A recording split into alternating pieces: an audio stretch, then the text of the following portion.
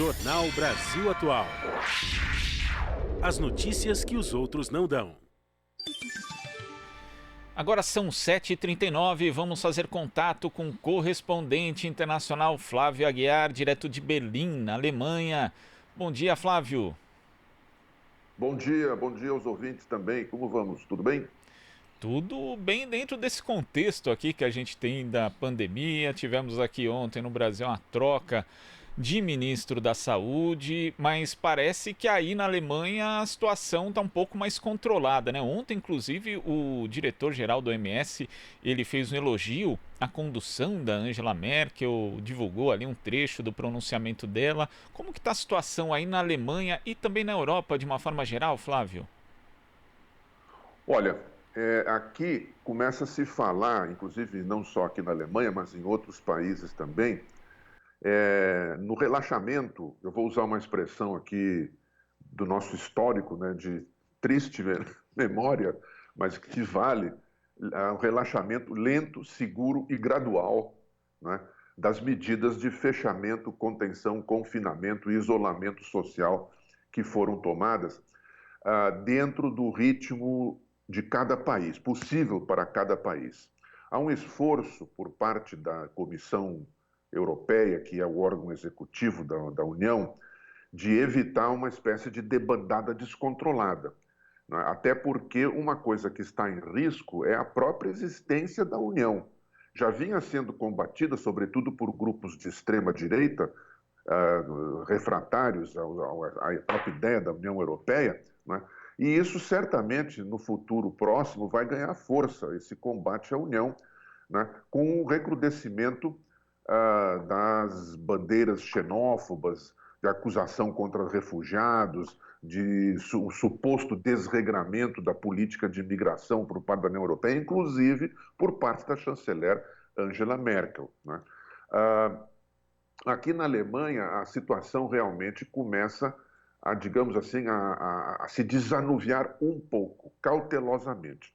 A chanceler Angela Merkel fez um pronunciamento, agora não faz muito tempo, né, dizendo que existe uma tênue melhora na situação.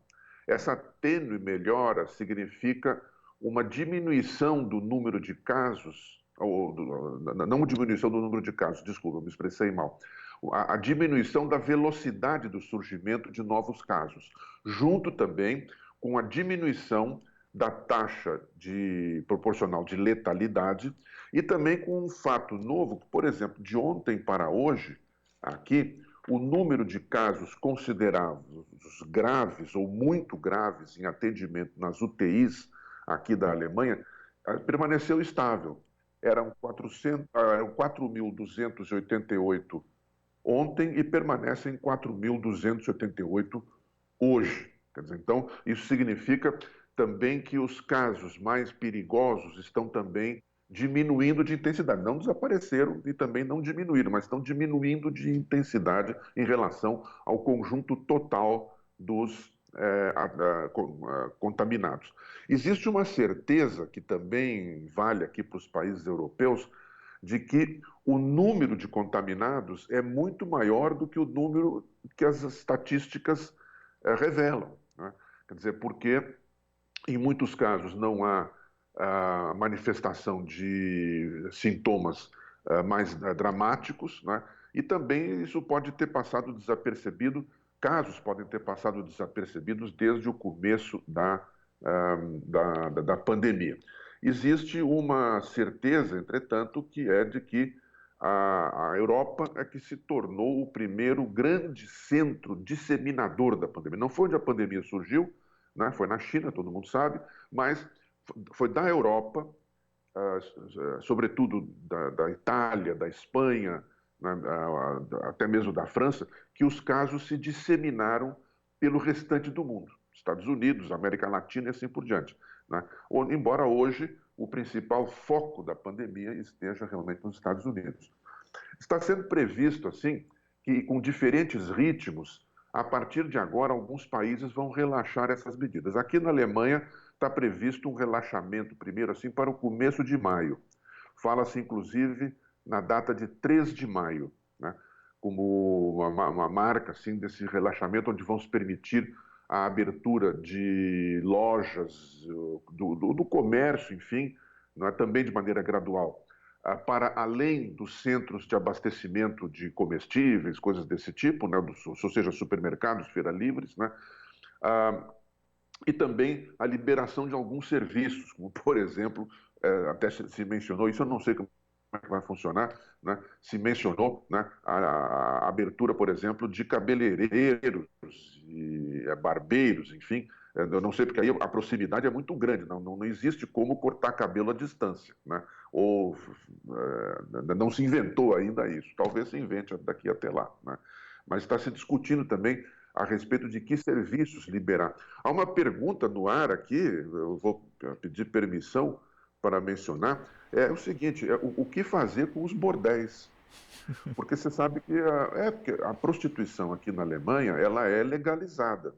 Ela é prevista, inclusive, é previsto o seu atendimento pelo sistema de saúde, pelo sistema de seguridade social, embora se saiba que as estatísticas dizem que o número real de prostitutas e de prostitutos masculinos deve ser o dobro daquele que é o número legal. Existe muita gente clandestina aqui, vinda sobretudo dos países do leste europeu, do antigo leste europeu, que praticam a prostituição de maneira clandestina, são muito vulneráveis. E essa é uma questão muito importante de debater, porque liberando, por exemplo, a prostituição oficialmente reconhecida, isso pode também liberar a clandestina, digamos assim, tanto quanto a prostituição pode ser clandestina. E o que fazer com isso? Como agir diante disso? Veja só os problemas, os desafios que essa nova situação colocou para a humanidade. Uma última observação diante do que você mencionou, né? A demissão do ministro Mandetta repercutiu no mundo inteiro. E repercutiu de maneira muito negativa para o Bolsonaro. Existe até aqui, eu vou adiantar uma coisa aqui, depois nós podemos voltar a falar do corona propriamente.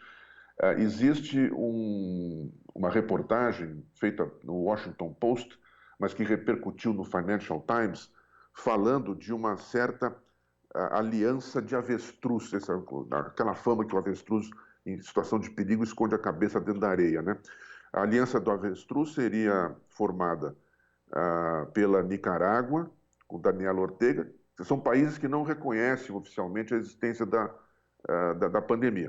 A Nicarágua, de Daniel Ortega, a Bielorrússia, de Alexander Lukashenko, e, bom, aqui o nome é dificílimo, o Turcomenistão, de Gurbanguly Berdimuhamedov, que é considerado o ditador do Turcomenistão. E, naturalmente, o líder deles todos, segundo a reportagem do Washington Post, o campeão da aliança do avestruz é o nosso Jair Bolsonaro, do Brasil, citado como grande exemplo negativo do enfrentamento ou não enfrentamento adequado do problema da pandemia, embora haja elogios também na mídia internacional, por exemplo, a atuação de governadores, prefeitos, se menciona também que existem mais gente tentando administrar de maneira responsável essa situação no Brasil. Pois é, um título aí que o Jair Bolsonaro ostenta que, obviamente, não é motivo para orgulho, né, Flávio? E a gente chama aqui a participação da Marilu Cabanhas. Oi, Marilu. Olá, Glauco, bom dia. Prazer falar com você. Oi. Vou falar com o Flávio Aguiar, diretamente de Berlim. Guten Morgen, Flávio. Guten Tag aqui para mim. Guten Tag já. Então, Já. Flávio, vamos falar aqui sobre a situação de Portugal, né? Vizinha aí da Espanha. E teve aí o desenvolvimento, o controle, né, do coronavírus de uma forma diferente, né? A se destacar também o país, diferentemente de outros, né, que perderam aí o controle, como a Itália e também a Espanha, não é isso, Flávio? Olha, o caso de Portugal chama atenção porque, inclusive, é um vizinho, assim, próximo ali de um país onde a pandemia assumiu realmente assim, uma dimensão completamente catastrófica, né? E o que vem sendo mencionado no caso de Portugal é que as medidas de segurança foram tomadas, ao contrário da Espanha e, sobretudo, ao contrário da Itália, foram tomadas assim, com grande precocidade. Assim. Logo no começo, quando começaram a aparecer os primeiros casos, houve fechamento de escolas, houve medidas de isolamento, e isso naturalmente facilitou, né, o combate à disseminação desordenada, vamos dizer assim, né, da pandemia no país. Ao contrário do que aconteceu na Espanha e do que aconteceu na Itália. Na Itália, cada vez mais aparece as informações de que houve uma pressão muito grande, sobretudo no norte, cita-se sobretudo o caso de Milão e de Bérgamo, verdadeiras tragédias imensuráveis, né? No norte da Itália, houve muita pressão empresarial para que as cidades, como se dizia, não parassem. Né? Havia até a consigna, Milão não pode parar, Bérgamo não pode parar. Pois bem, tiveram que parar depois, infelizmente, na marra, devido à catástrofe que se seguiu. Inclusive, há imagens disseminadas no mundo inteiro dessa triste procissão de caminhões do Exército levando cadáveres para fora de Bérgamo, porque a capacidade dos cemitérios de Bérgamo estava completamente... cemitérios e crematórios de Bérgamo estava completamente esgotada. E esses cadáveres, esse triste comboio era feito por 70 caminhões do Exército, veja só, não é pouca coisa, né? Levando cadáveres para outras cidades para serem enterrados ou cremados, né? Dessa forma realmente triste, trágica. Toda morte é trágica, triste, evidente, né? Mas, no caso, realmente foi uma imagem assim que lembrou, até para citar um lugar comum, lembrou o inferno de Dante, né? Agora, uma coisa que se discute muito aqui, eu queria chamar a atenção agora disso aqui, são, digamos assim, na medida em que a pandemia se tornou parte da nossa paisagem, ela está incorporada ao nosso cotidiano de diferentes maneiras, né? Começa a surgir assim, discussões colaterais, né? Então, por exemplo, há uma guerra da vacina hoje, né?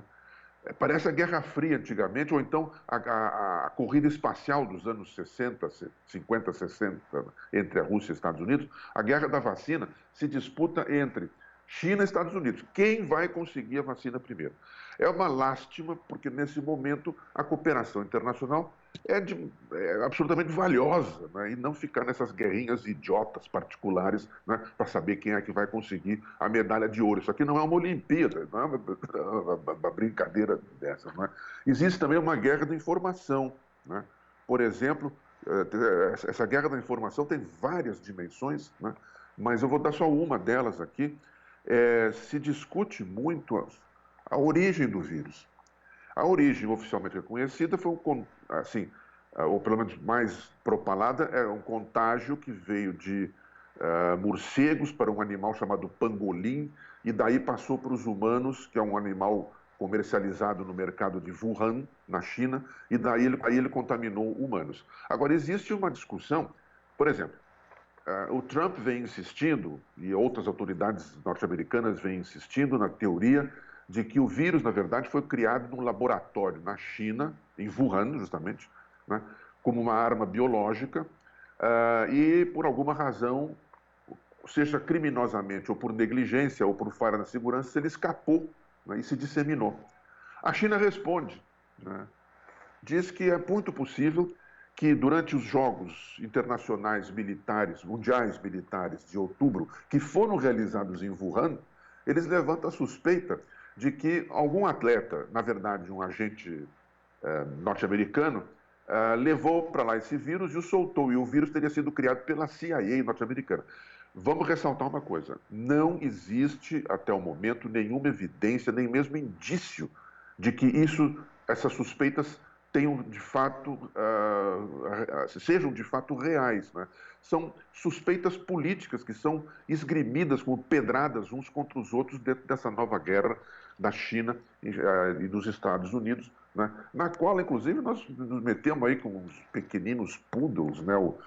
o nosso Dudu hambúrguer frito aí, o Weintraub também, cachinho de uva em alemão, né, se meteram nessa briga assim, de graça, prejudicando o Brasil. É uma briga de cachorro grande, né? E esses dois pequeninos poodles domésticos aí se meteram na briga como aparentemente lobistas norte-americanos contra o interesse nacional brasileiro, inclusive, que depende da China. Agora, por exemplo, o Flávio Dino, o governador do Maranhão, está sendo muito elogiado porque ele conseguiu importar materiais chineses, passando pela Etiópia, não pelos Estados Unidos, né?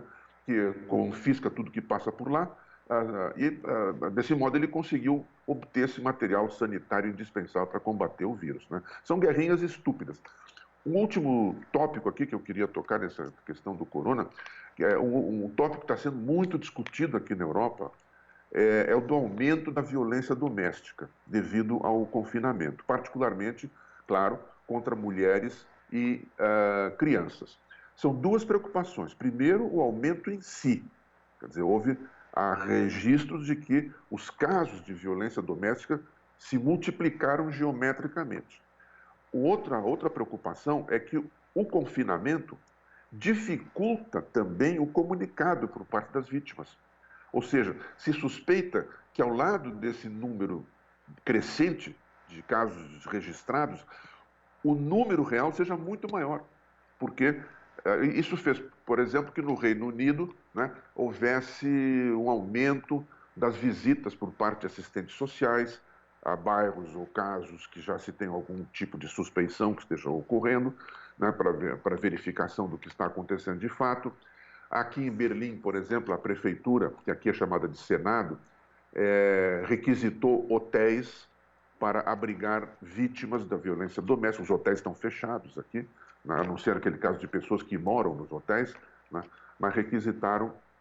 No meu caso, aliás, curioso, eu fiquei sabendo o Jorge Benjor, né, que é o único ocupante hoje do Copacabana Palace, porque ele mora no Copacabana Palace e ele não tem, evidentemente, para onde ir. O Copacabana está fechado, né, pela primeira vez em 97 anos, mas ele continua morando lá. E aqui também há casos de pessoas que moram em hotéis e lá permanecem, mas a prefeitura, como eu dizia, requisitou hotéis para abrigar as vítimas desses casos de violência doméstica que estão aumentando, trazendo uma grande preocupação, né, internacional. É um tema, inclusive, da ONU. Aqui, né? O próprio Guterres, secretário-geral da ONU, se manifestou a respeito. Né? Veja só. Isso aqui acontece também no Brasil, essa violência doméstica, viu, Flávio? Também. Mas de minha parte, eu te agradeço, muito obrigada. Eu passo agora a bola para o Glauco Faria. Beijo, Flávio. Até mais. Tá bom, beijo, Marilu. Até mais. Até outra oportunidade. Flávio, a gente agradece muito aqui sua participação no Jornal Brasil Atual e a gente volta a conversar, espero, com melhores notícias. Agora deu uma congelada, não ouvi direito, mas eu presumo que eu tenha entendido o que você queria falar, esperando que a gente converse sobre melhores notícias. Exatamente, né? Vamos aguardar. Diga. Antes de encerrar, eu só queria registrar o meu lamento, enfim, pela morte do Rubem Fonseca, ao lado de todas as mortes. A morte dele não foi devido ao coronavírus, foi um infarto, né? Mas eu o conheci pessoalmente, embora brevemente, né? E é uma figura realmente importantíssima na literatura brasileira, que nos deixa nesse momento complicado, assim como Moraes Moreira, por exemplo, né? Outros também, figuras da nossa cultura. Lamentamos a morte deles. Aqui na Espanha, houve o caso de um escritor que morreu por causa do coronavírus, o Andes Sepúlveda também, ele faleceu aí devido exatamente ao coronavírus, mostrando que o corona, nesse sentido, ele é realmente universal. Ele não tem fronteira, não tem classe social, ele ataca todo mundo, embora os efeitos sejam mais sentidos entre os mais pobres, naturalmente, mas ele ataca todo mundo por igual. Muito obrigado e até uma outra oportunidade, esperando sim com notícias melhores. Um abraço. A gente que agradece, Flávio. Abraço. Conversamos aqui com o correspondente internacional, Flávio Aguiar. Aqui você ouve as notícias que os outros não dão. Jornal Brasil Atual.